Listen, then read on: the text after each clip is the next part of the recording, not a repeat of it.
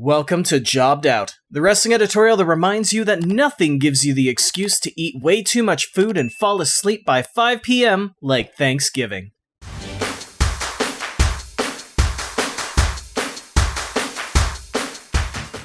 You wouldn't think of this off the top of your head, but WWE invested a lot of time, money, and effort, especially in the 80s, trying to associate their brand with Thanksgiving. Hell, Survivor Series itself began as a Thursday night pay-per-view for families to watch after scarfing way too much green bean casserole and stuffing.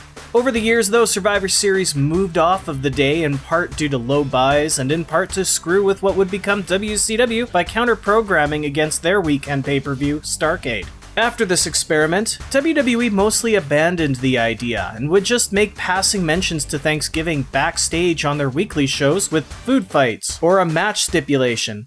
Whatever they could, mostly just to ensure somebody gets hit with a pumpkin or a pie to the face. Whatever they'd do though, the writers in WWE often made sure that the Turkey Day gimmicks were kept away from the important stuff, and especially the main eventers. And because of this, very few were, well, memorable. With that said, occasionally a moment sticks out, like an awkward conversation at the dinner table with that uncle. At the time, you just dismiss it as, oh, that's creepy Uncle Frank, until you realize the family encourages this bad behavior, and that it's probably better that you don't see them all year round. Today, in wrestling history! November 23rd, 2009, WWE presents Monday Night Raw from Hershey, Pennsylvania, with special guest host Jesse the Body Ventura. The largest focal point of the show being a breakthrough battle royal to determine the next challenger for WWE Champion John Cena. A majority of the 3-hour show involves qualifying matches to determine battle royal participants and culminates in the main event with the battle royal itself, complete with throwback commentary team Jesse Ventura himself and longtime announce partner Vincent Kennedy McMahon. The original moment was awesome, because McMahon even came out to his old theme song from the 80s, Obsession by Animotion. Sadly, the YouTube channel tweaked it to his No Chance in Hell theme, and the WWE Network decided to dub their own thing on it.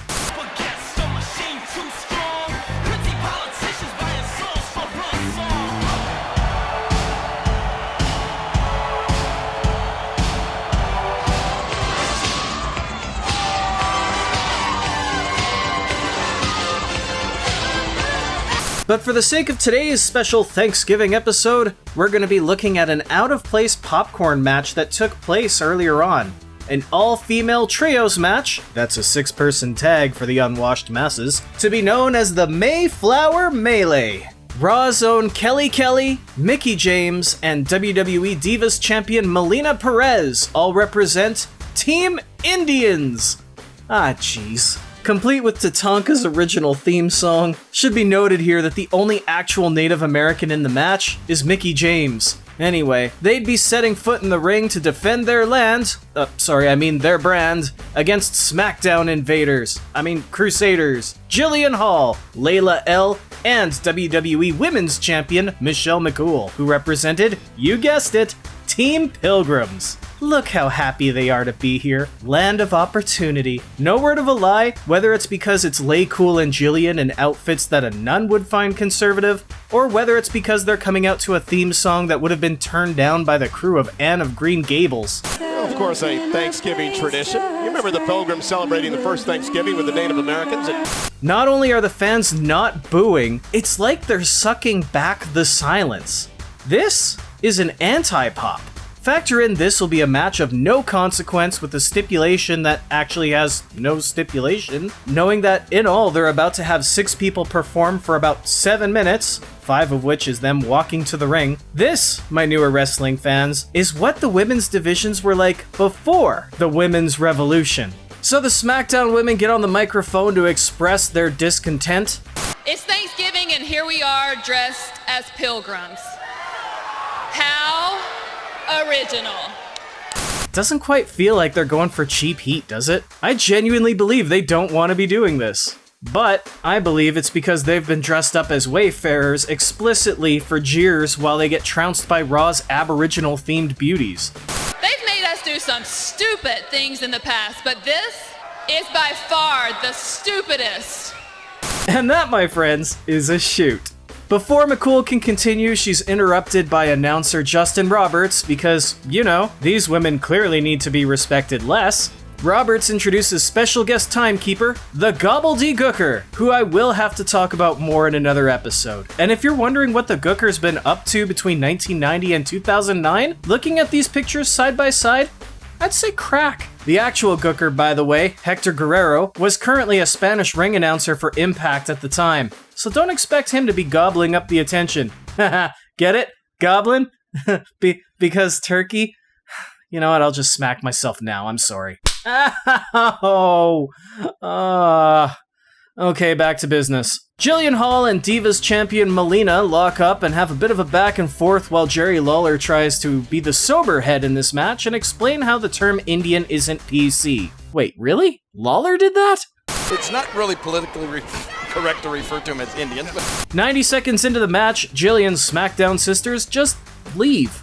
Like Gail Kim in that Battle Royal, they just upped and walked away, they're done. Melina bridges a confused Jillian for an easy 3 count, and that's all, folks. I guess the rules of a 6-person Mayflower Melee is that 4 of the participants have the night off. The babyfaces celebrate as Jerry Lawler enters the ring to interview one of its winners, specifically Divas champion Melina. As they begin, the Gobbledy Gooker enters the ring about as subtly as Don Callis pretending to be a camera guy, before revealing that the Gooker was actually Maurice Mizanin the whole time, Austin.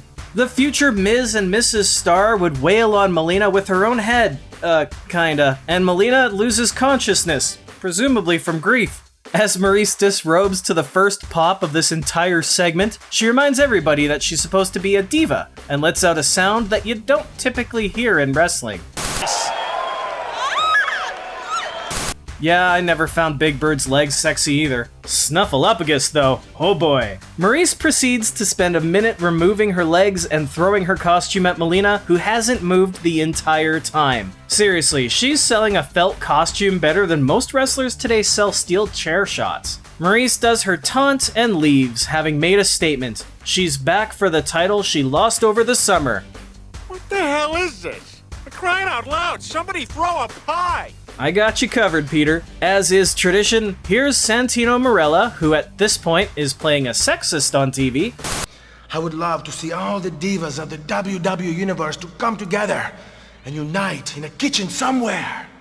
Getting his comeuppance several times, before McMahon goes back to being McMahon and somehow making the whole segment about embarrassing Vicky Guerrero. That was a whole thing in itself, where they were just trying to make Eddie Guerrero's widow quit so they could stop having to pay her. But that's another story for another time. And that is the Mayflower Melee, I guess. Really, it wasn't far off from when WWE's idea of gimmick matches for women consisted of, what costume will they wear? The term I used earlier on for moments like this one is popcorn match. That concept isn't a new one. A popcorn match is a segment in a show where people get to stretch their legs, go to concession stands, and buy snacks without missing any of the important stuff. Bookers often put spots like this in almost every show since they can't have an intermission and don't want fans to be completely burned out by the main event. It's just a shame that in this period of time, the popcorn match always fell on the women, especially when they had the likes of Gail Kim, Mickie James, Melina, and Victoria on their roster. You don't see segments quite like this one anymore because nowadays the women's division have the likes of the Four Horsewomen, Shayna Baszler, Rhea Ripley, wrestlers who the WWE wants to make into models rather than models that they might teach to wrestle later. So if this match has no significance, no substance, no truly memorable moments, and half the participants don't even want to be there, then why am I talking about it? Because that, my friends, is Thanksgiving. A holiday with no significance in today's society, with no substance as it doesn't draw families closer or help keep tabs on what people are thankful for, with loose, if any, ties to its own origins, as basically just an excuse to overeat, watch TV, and count down the hours till the Black Friday sales in the morning. Thanksgiving itself is the popcorn match of holidays. It's that breather after all the decorating and partying from Halloween, a relaxer from the seriousness of Veterans Day, and the training and preparation for Christmas.